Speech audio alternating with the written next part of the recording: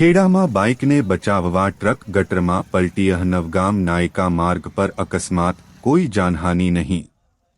ખેડા તાલુકાના નવગામથી નાયકા જતા મુખ્ય માર્ગ પર એક અકસ્માત સર્જાયો હતો. બાઇક સવારને બચાવવાના પ્રયાસમાં ઈંટો ભરેલી ટ્રક ગટરમાં પલટી ખાઈ ગઈ હતી. સદનસીબે આ ઘટનામાં કોઈ જાનહાનિ થઈ નથી. પ્રાપ્ત માહિતી અનુસાર બાઇક સવાર રસ્તાની બાજુમાં આવેલા પેટ્રોલ પંપ પરથી પેટ્રોલ ભરાવીને મુખ્ય માર્ગ પર આવી રહ્યો હતો. તે જ સમયે સામેથી ઈંટો ભરેલી એક ટ્રક આવી રહી હતી.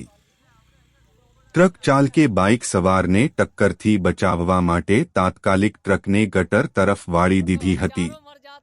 આ પ્રયાસમાં ટ્રક ગટરમાં ઉતરીને પલટી ખાઈ ગઈ હતી. ટ્રકમાં ભરેલી તમામ ઈંટો પણ રસ્તા પર વેરવિખેર થઈ ગઈ હતી. ટ્રક ચાલકની સમયસૂચકતાને કારણે બાઇક સવારનો જીવ બચી ગયો હતો.